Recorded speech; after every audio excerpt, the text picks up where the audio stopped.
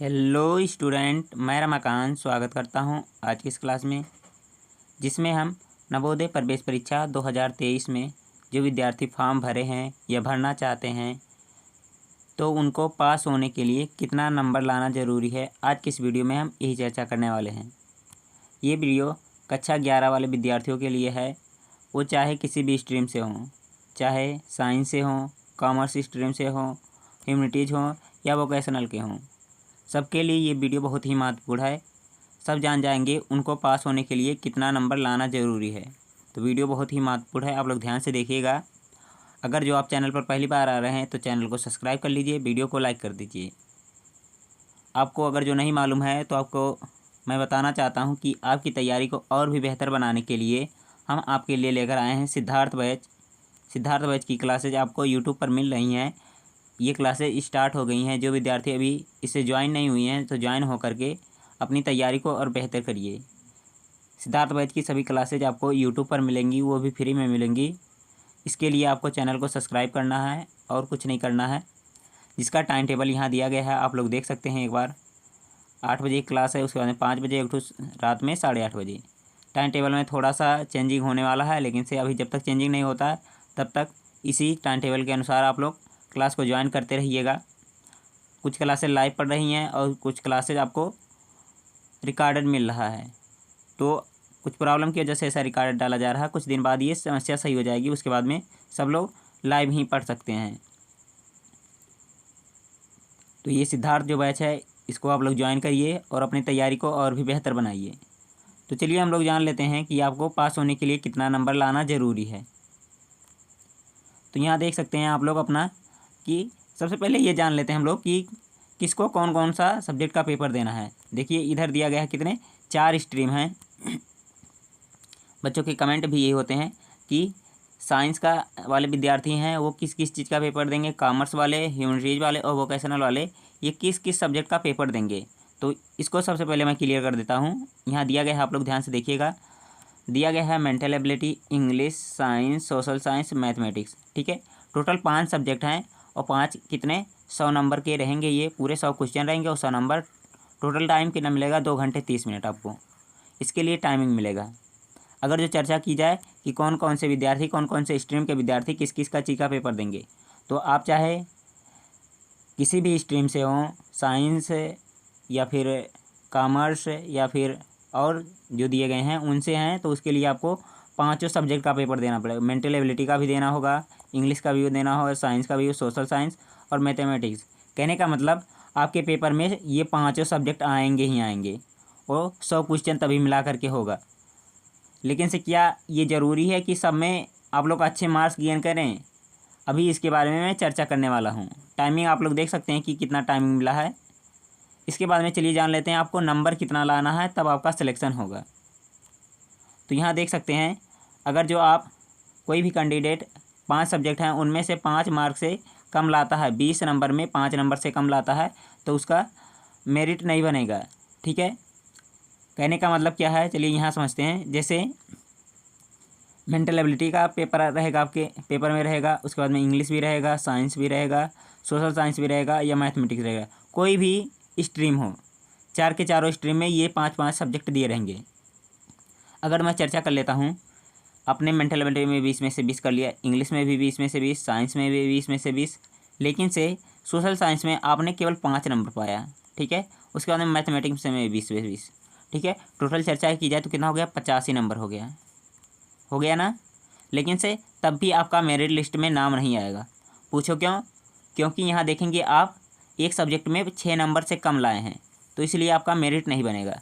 इसी तरह हर जगह है, चाहे अब यहाँ चर्चा कर लीजिए, केवल यहाँ भी 5 नंबर आए, बाकी सब जगह पूरा नंबर लेकर आए हैं, तब भी आपका मेरिट लिस्ट में नाम नहीं आएगा, आपका सिलेक्शन नहीं होने वाला है।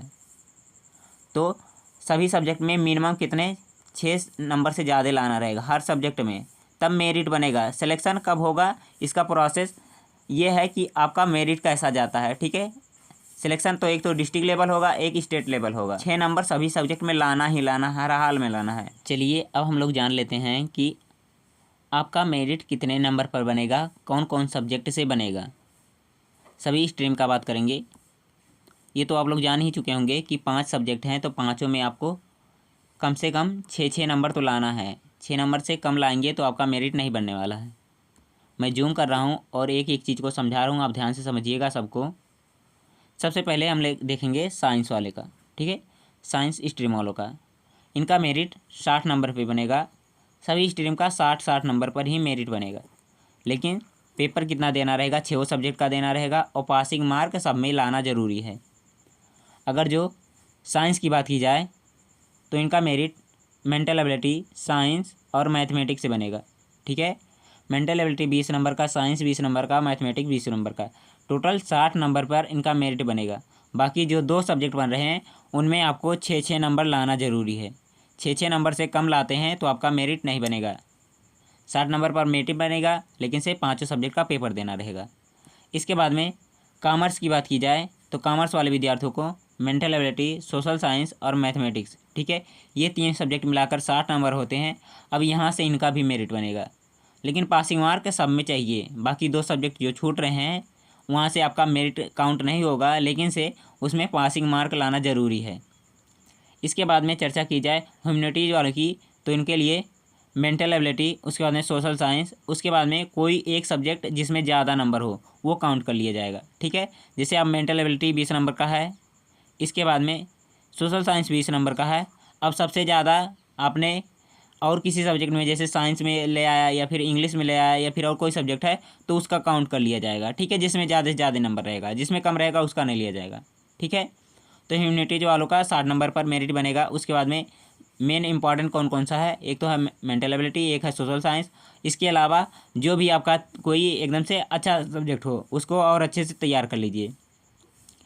जैसे साइंस हो या फिर और कोई सब्जेक्ट हो तो उसको अच्छे से पढ़ लीजिए, उसको भी आप लोग तैयार कर सकते हैं। मैथमेटिक्स हो सकता है।